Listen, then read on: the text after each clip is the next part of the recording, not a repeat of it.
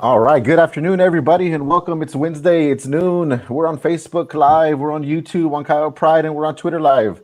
My name is Gabe Gonzales, your ACE Family Engagement Specialist, and with me is Miss Barbara Chase, our Family and Student Support Counselor. Miss Barbara, how are you today?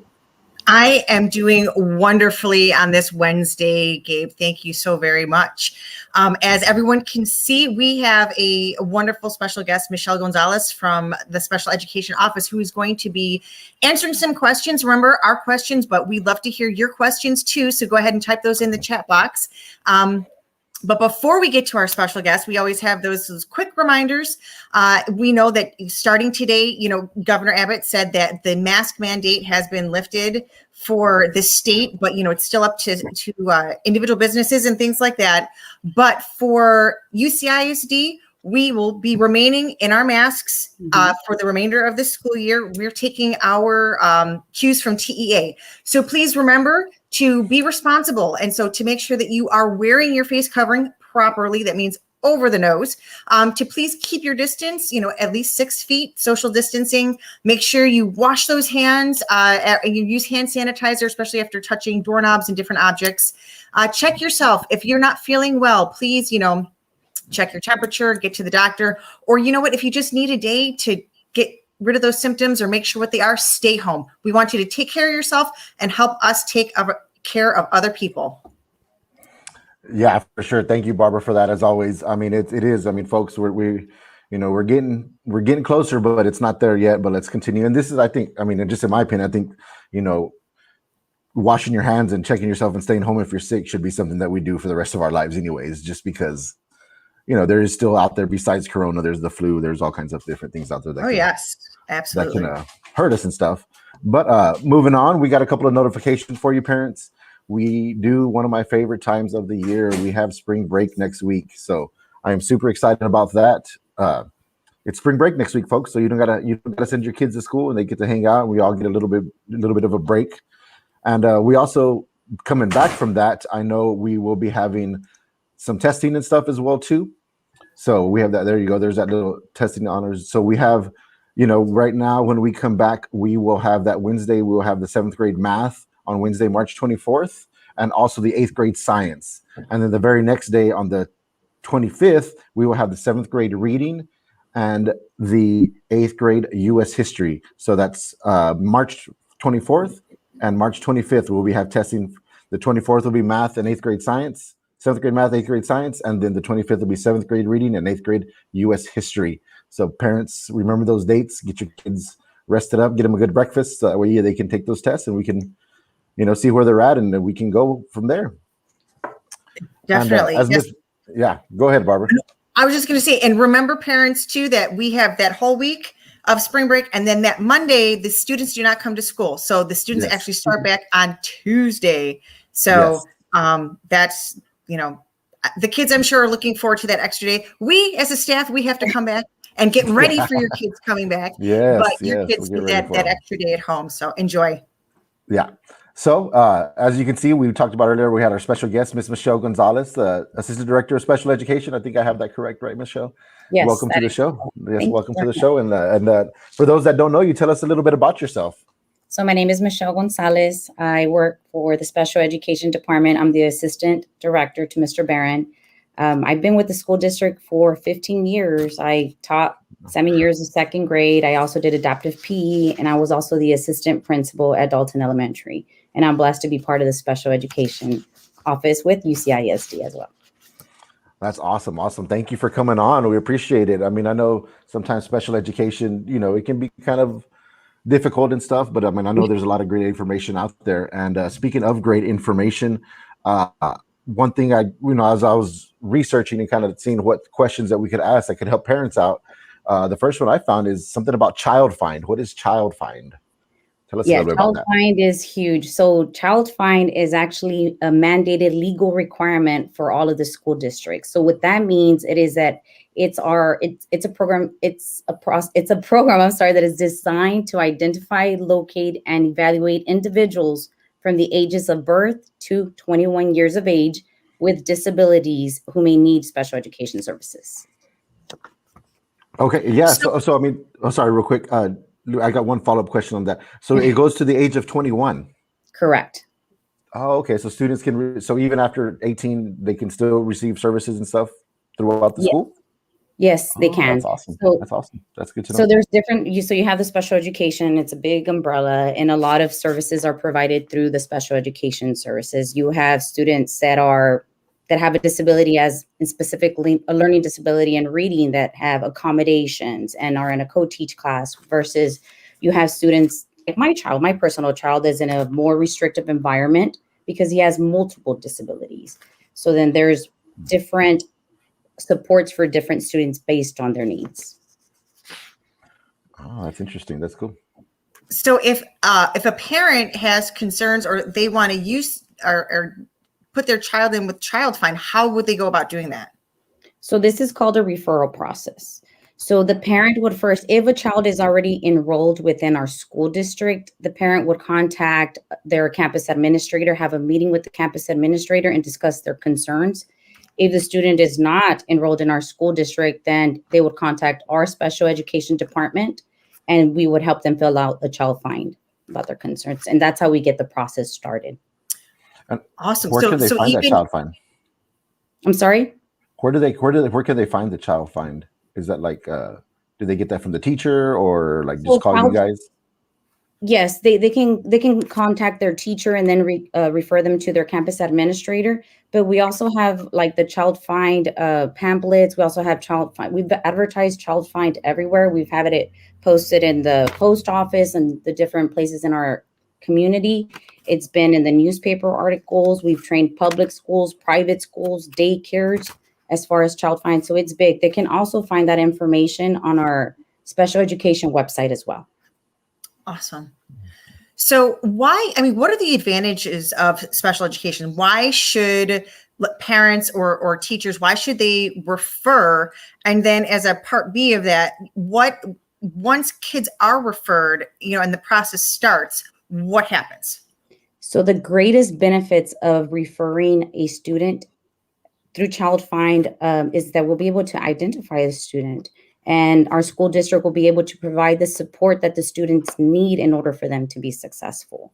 So the earlier the kid, if you have, and for Child Find, anybody can refer a student. Like if you see a neighbor, and you see a little 2-year-old or a 3-year-old that's not in school yet, but you see that there might be, you suspect disabilities, you may contact our office so we can get the process started. That way we'll be able to intervene and provide the support that the student needs in order to be successful.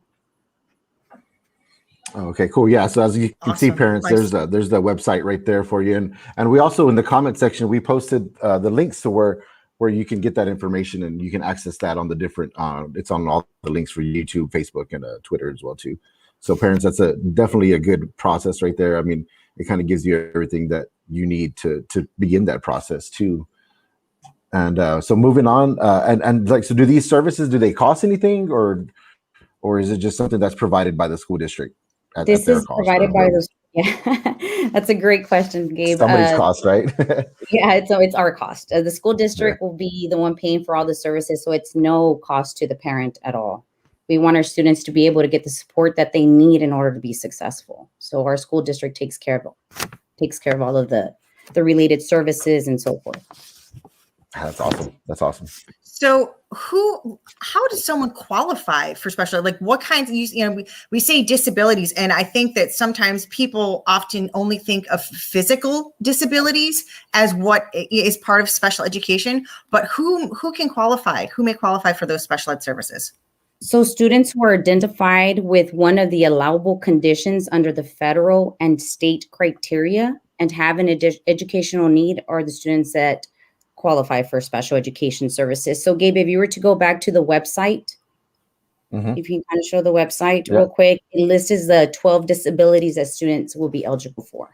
So after the Child Find, after the Child Find process, and if somebody refers a student through the Child Find process, someone from our special education department will contact the parent or the guardian about evaluation for the student. Once the student gets evaluated by one of our diagnosticians or school psychologists, we then come together as in a meeting, in an ARD meeting, and kind of discuss what the student was eligible for. Once the student is eligible, then we discuss in this art committee, you have your school administrator, your assessment staff, the parents, the student too, depending on the age, or if you want your student to participate in the art. And then also the general education teacher, the special education teacher, and anybody else is going to provide services for the student will be in this committee. So then there you discuss the overall evaluation and where the student is eligible for the services. And then you discuss accommodations, which is services that will help the student to be successful.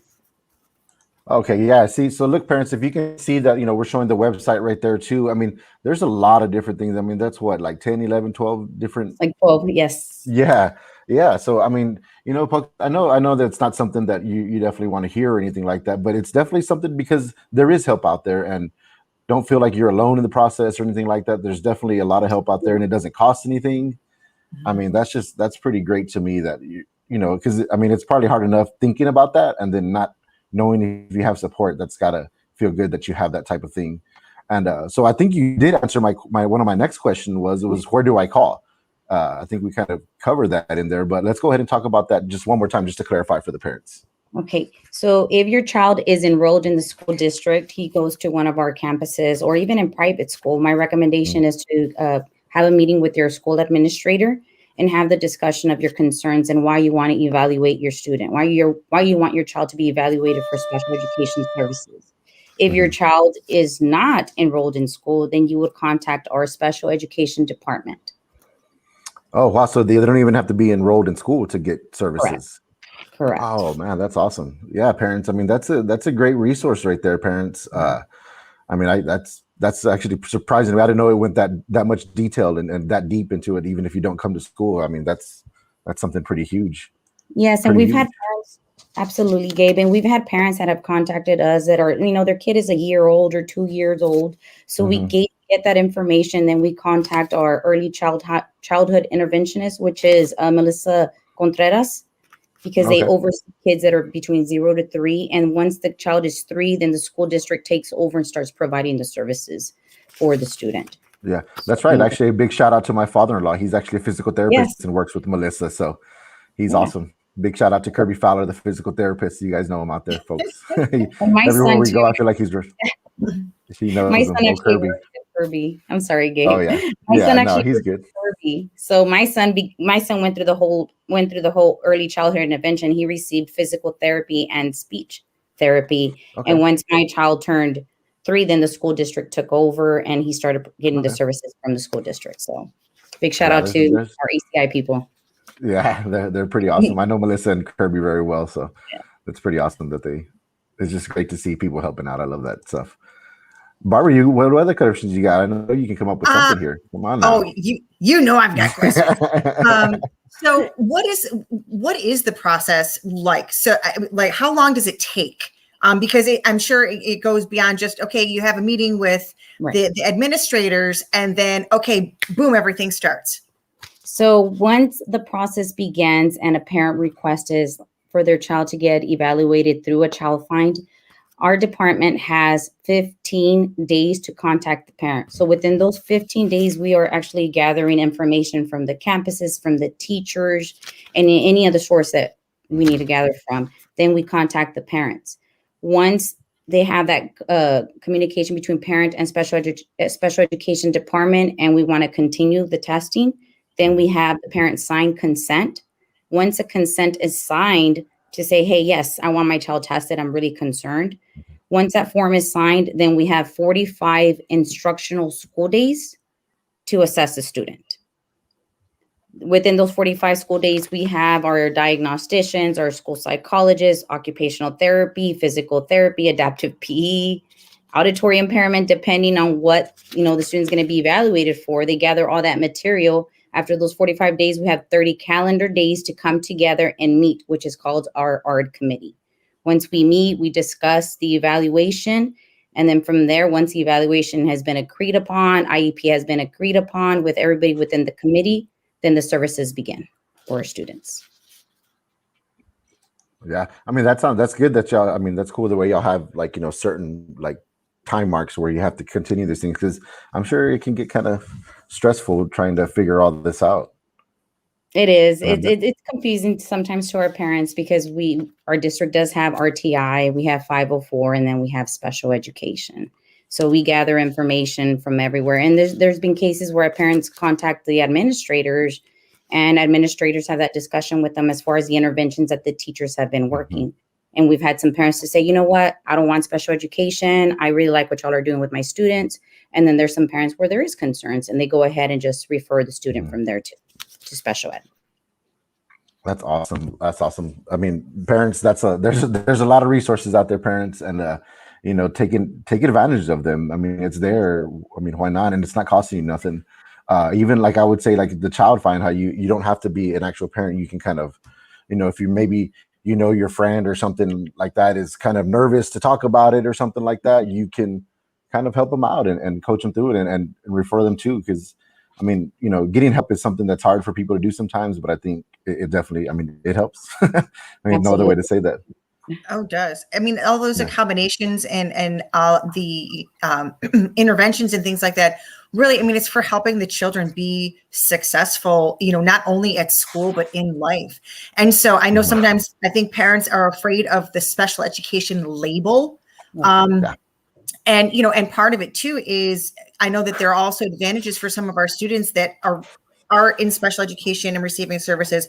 But then even when it comes to like college and stuff like that, that they can meet eligibilities to actually have additional accommodations and things like that to assist them in success in college. So sometimes, we think like, I'm not sure if they're going to be able to handle that and, all those things, but actually there are things in place. It's not just, for elementary school and high school and stuff like that.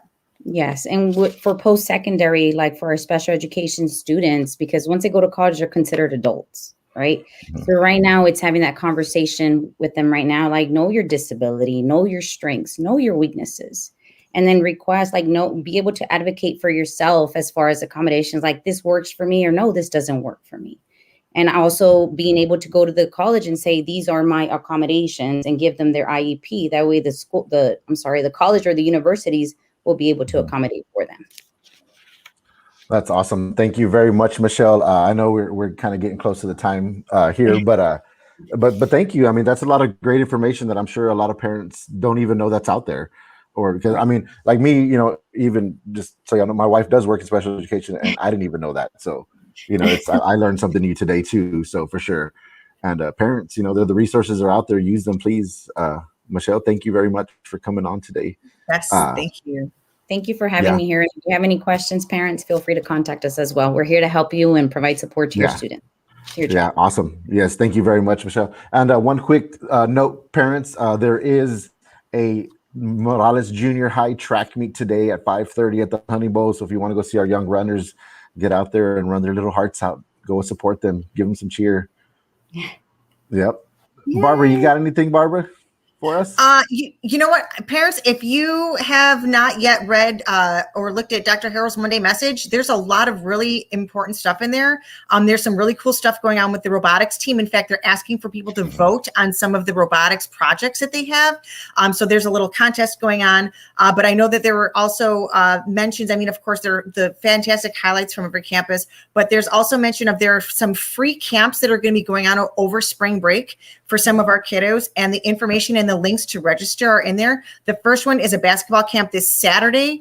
There are actually 2 different sessions between 9 and 12. And it's just, the fundamentals for that. And then next Saturday, tennis camp, again, fundamentals. They actually have 3 sessions, but just go on the Dr. Harrell's Monday message, and all of the links are in there for that. But, we're trying to get things for our kiddos to do again now that we're hopefully we're still staying safe. I know that there are limited participants for each of those camps because of making sure following different COVID regulations and everybody's safety and stuff like that, but check it out. Yep. All right, folks, thank you guys very much. Again, remember all the resources. Remember there's help out there. And if you need anything, yes ma'am, go for it. Our guest when we come back from spring break. Yes, that's going to be a good one. We will have Mr. Pete Arredondo again, our chief of police, and he will be talking about some dangerous apps that your kids can get onto on their phones and their iPads.